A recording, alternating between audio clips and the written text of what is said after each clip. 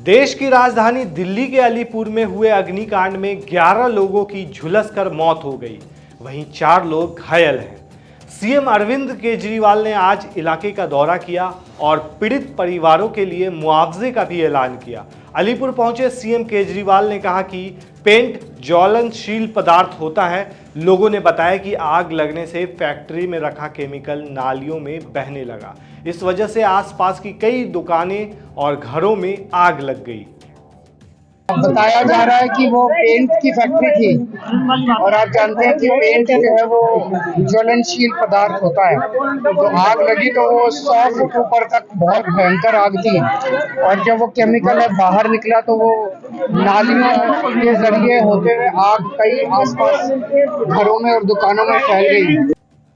वहीं मुआवजे के बारे में जानकारी देते हुए सीएम केजरीवाल ने आगे कहा कि जिन लोगों की मृत्यु हुई उन सभी के परिवारजनों को दिल्ली सरकार की तरफ से 10-10 लाख रुपए का मुआवजा दिया जाएगा। इसके अलावा जो लोग गंभीर रूप से झुलस गए हैं उनको 2-2 लाख रुपए और मामूली रूप से झुलसे लोगों को 20-20 हजार रुपए दिए जाएंगे। सीएम केजरीवाल ने बताया कि इस आग की चपेट में आने से आसपास की जो दुकानें और घर जल गए हैं उनके नुकसान का आकलन किया जाएगा और पॉलिसी के अनुसार उनको भी मुआवजा दिया जाएगा। वहीं केजरीवाल ने यह भी कहा कि यहां लोगों से मुलाकात के दौरान 2 मुद्दे निकलकर सामने आए। पहला, फायर ब्रिगेड की गाड़ियां देर से आई थी।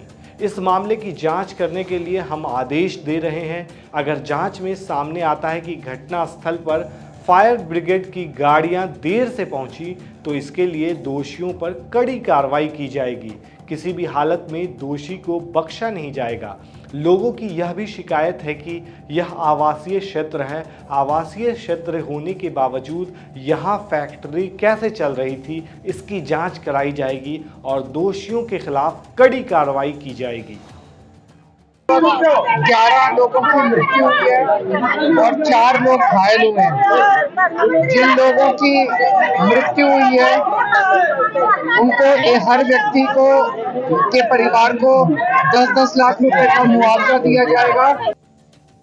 आपको बता दें कि इलाके के लोग हैरान हैं कि आखिर इतना बड़ा हादसा इस इलाके में कैसे हो गया, जिस हादसे में 11 लोगों की मौत हो गई। वहीं इस मामले पर कांग्रेस नेता व पूर्व भाजपा सांसद उदित राज ने दिल्ली सरकार और पुलिस पर आरोप लगाते हुए कहा कि बिना पुलिस की मिली भगत के इस तरह के काम इस इलाके में नहीं हो सकते।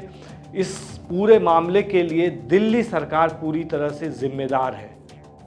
और कितना भी शिकायत पुलिस को कर दिया जाए, पुलिस कोई एक्शन नहीं लेती है। तो एसएचओ को भी जिम्मेदार माना जाए, डीसीपी को जिम्मेदार माना जाए। अगर कोई और अथॉरिटी है, लाइसेंसिंग अथॉरिटी है, एमसीडी का भी एक रोल होता है जो इंडस्ट्रियल लाइसेंस देते रहते हैं। वहीं दिल्ली बीजेपी प्रदेश अध्यक्ष वीरेंद्र सचदेवा ने मामले पर केजरीवाल सरकार को घेरते हुए कहा कि यह घटना दिल्ली सरकार एवं दिल्ली नगर निगम के फैक्ट्री लाइसेंसिंग विभाग में व्याप्त भ्रष्टाचार का परिणाम है। उन्होंने डायरेक्ट तौर पर इसके लिए जिम्मेदार केजरीवाल सरकार को बताया। नुकसान हुआ है, दिल्ली सरकार उस पूरे नुकसान का मुआवजा दे। अब वो 25 लाख है या 50 लाख है, दिल्ली सरकार इसको, क्योंकि नाकामी दिल्ली सरकार की, आपकी नाक के नीचे अफेज रखते चल रहे, आपको दिखाई नहीं देता है। लेकिन इन सब के बीच जो सबसे बड़ा सवाल उठता है कि इस तरह के हादसे दिल्ली में पहले भी कई बार हो चुके हैं। इस हादसे का जिम्मेदार कौन है, प्रशासन या शासन?